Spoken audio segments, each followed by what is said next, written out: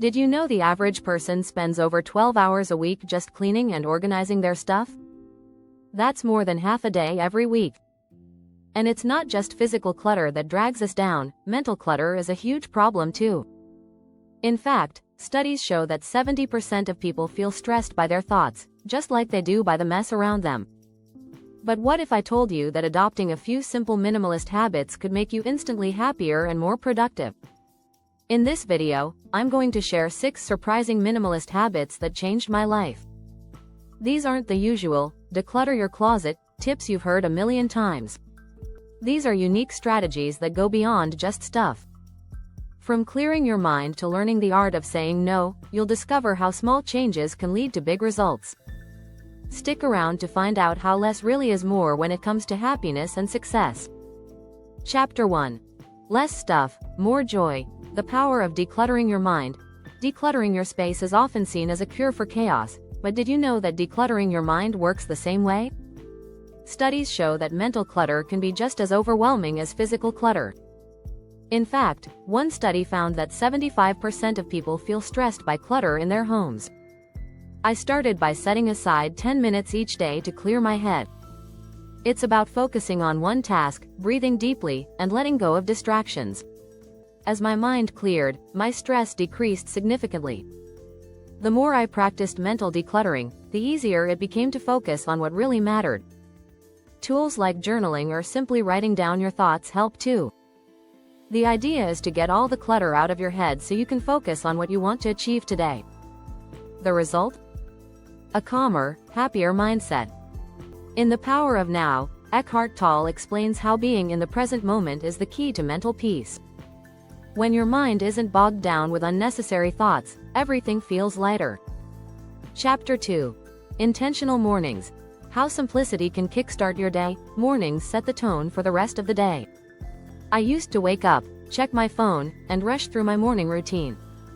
But after adopting a minimalist morning, I noticed a dramatic shift in my mood and productivity.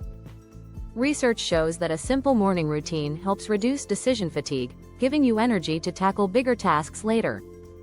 Now, I wake up, make my bed, and take 5 minutes to breathe deeply. It's small, but it's powerful. In fact, a 2018 study by Harvard found that making your bed in the morning leads to greater productivity and a sense of accomplishment. I also stopped checking emails right away, letting my mind stay calm and focused. This habit helps me avoid distractions before I even start my day. The best part? These small steps make my mornings feel intentional, not rushed. And when you control how your day starts, you're more likely to control how it ends. Chapter 3. The magic of less. Why 5 items are all you really need. One of the most eye-opening minimalist habits I adopted was limiting myself to just 5 items that bring me joy and utility. It wasn't about getting rid of everything, but choosing to keep only what truly serves me. This method is called the 5-Thing Challenge, and it made me rethink the role of material things in my life. A study published in Psychological Science found that owning fewer possessions leads to increased life satisfaction. I focused on essentials: my phone, a good pair of shoes, a comfy jacket, my laptop, and a meaningful book. That's it. Surprisingly, I didn't miss anything else. This habit encouraged me to live simply and focus more on experiences rather than things. As Marie Kondo says in her book, The Life-Changing Magic of Tidying Up, the best way to find out what we really need is to get rid of what we don't. It's a feeling of freedom when you realize how little you truly need to be happy. Chapter 4. Slow down to speed up. Embrace the power of patience. We live in a world that rewards speed, but slowing down can be a game changer. In a world of constant notifications and urgency, I found that taking my time actually made me more productive and happy. When I slowed down, I became more intentional about the tasks I took on.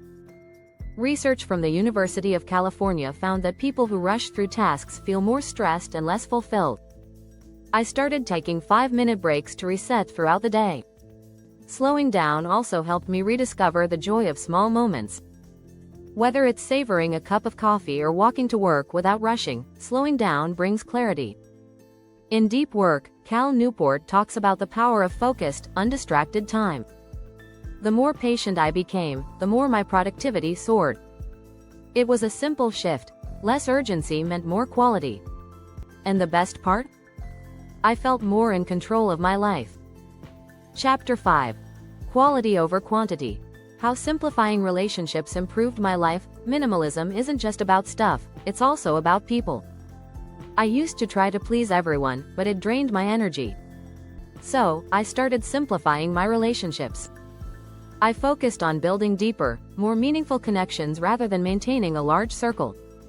Research from the American Psychological Association shows that deep, supportive relationships have a major impact on our happiness. I learned that it's okay to say no to people who don't align with my values. By prioritizing quality over quantity, I began to feel more fulfilled. The key was to invest time and energy into relationships that truly matter. In The Happiness Project, Gretchen Rubin says, "The most important work you can do is the work you do on yourself." When you focus on fewer, but stronger relationships, you experience more joy. I also became more selective about the social events I attended, ensuring they aligned with my values. Chapter 6. The Art of Saying No. Reclaim your time and energy. Learning to say no was one of the most freeing habits I adopted. For years, I felt obligated to accept every invitation or commitment that came my way. But saying yes to everything led to stress and burnout. I realized that by saying no to things that weren't aligned with my goals, I was making room for things that mattered more. A study by the Harvard Business Review found that saying no increases overall productivity and well-being. Saying no doesn't make you rude, it makes you focused. I began setting clear boundaries in both my personal and professional life. In Essentialism, Greg McKeown emphasizes that the way of the essentialist means living by design, not by default. By saying no, I reclaimed my time and energy, ultimately becoming happier. It's amazing how much space opens up in your life when you're intentional about where you invest your time. If you're finding these tips helpful, don't forget to hit the subscribe button.